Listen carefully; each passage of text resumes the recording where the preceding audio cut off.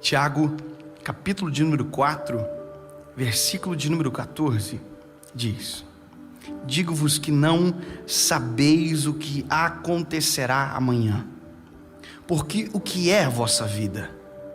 É um vapor que aparece por um pouco de tempo e depois desaparece. O mesmo Tiago que pergunta, responde: o que é a vossa vida?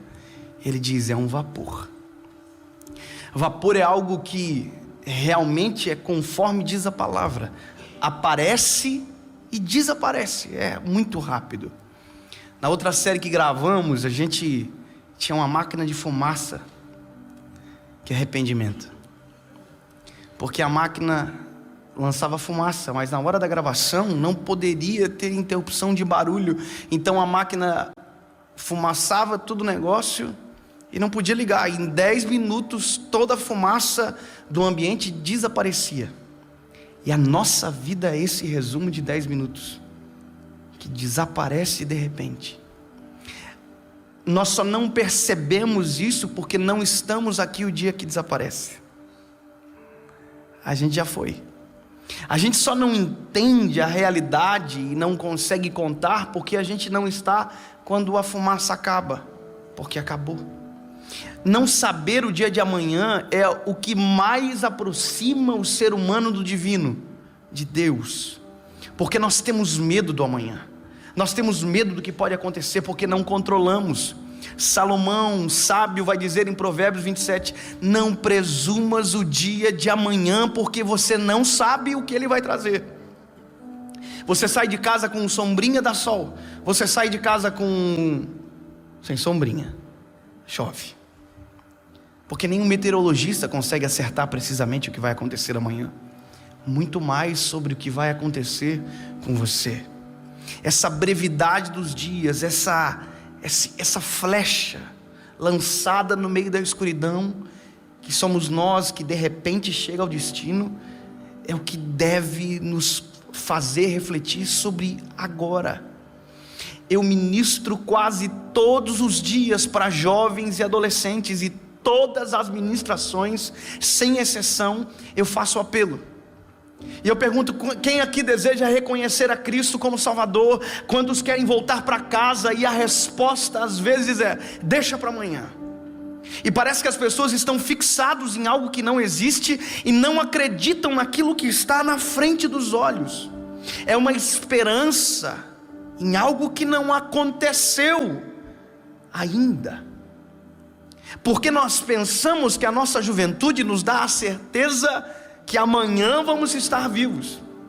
Há uns 2 anos atrás eu fui chamado no começo do ano para um velório de uma menina de 15 anos. Essa menina não morreu de uma maneira com expectativa, por exemplo, uma doença que levaria à morte. Não, ninguém sabia de absolutamente nada. Sabe como aconteceu? Essa menina estava no culto e ela cantou com o departamento da onde ela congregava, e quando acabou ela foi ao banheiro e ela morreu.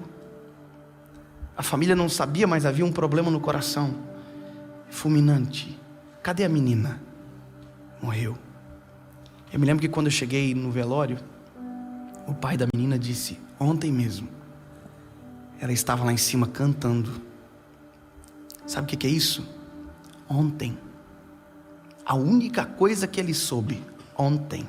Porque hoje já é, para ele acabou, para aquela menina acabou.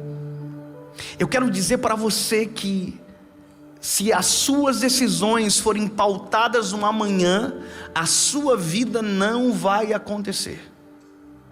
Nós precisamos decidir para agora, viver agora, ter esperança para agora, porque amanhã não sabemos. Entenda que o seu próximo segundo você não controla.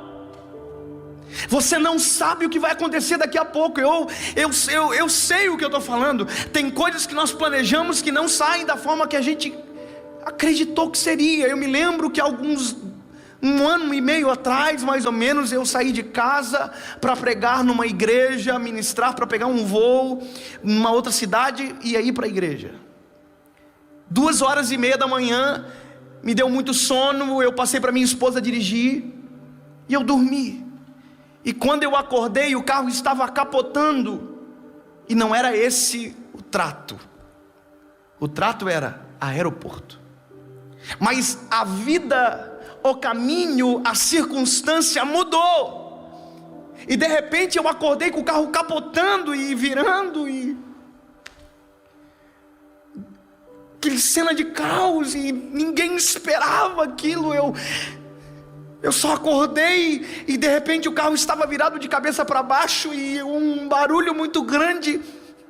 Quando de repente, olhando para minha esposa, virado de cabeça para baixo, um outro carro em alta velocidade veio e bateu no carro onde a gente estava, e o carro rodou na estrada e rodou e parou. Depois de já ter sido abarroado, bateram de novo.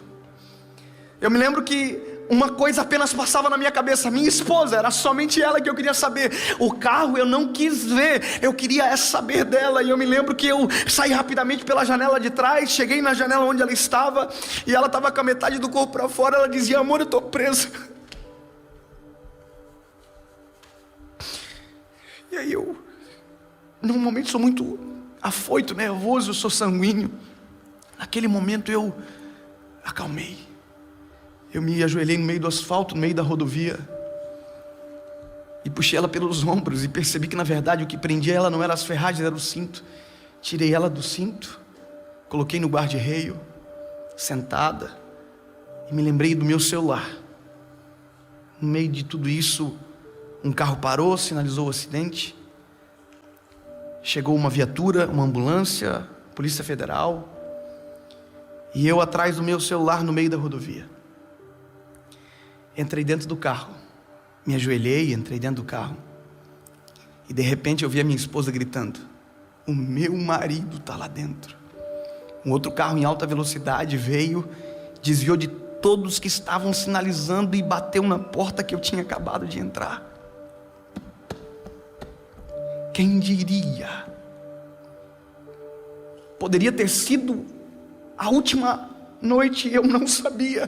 E se eu soubesse, eu teria abraçado mais.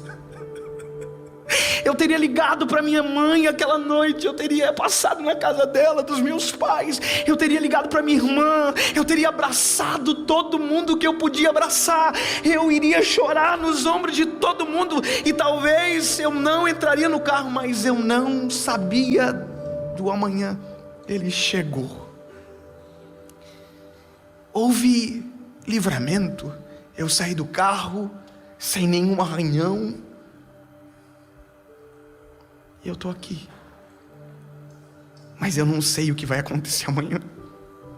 Eu ainda não aprendi a descobrir o que vai acontecer amanhã. Sabe o que eu descobri? Hoje. Eu abracei a minha esposa antes de vir para cá. Eu beijei o meu filho antes de vir para cá. E se eu tivesse que pedir perdão para alguém, eu não teria vindo para cá. Porque se tem algo para fazer, que seja hoje. Porque o tempo passa, e a pior conta é a do tempo, porque ela não pode ser paga. Sabe o que é terrível? Quando você vê alguém tentando pagar uma conta impossível de se quitar. Você já foi no velório de alguém que não pediu perdão? É muito dolorido. A pessoa abraça o caixão, grita, chora, pede perdão, e ela abraça o caixão, e ela arranha com as mãos, e ela pega no rosto, ela faz carinho, ele diz: eu te amo, me perdoa. E a atitude é linda, maravilhosa, extraordinária, só que não dá mais tempo. Quem tinha que ouvir não ouve mais, e quem tinha que falar perdeu o tempo. O que é a vossa vida, se não o vapor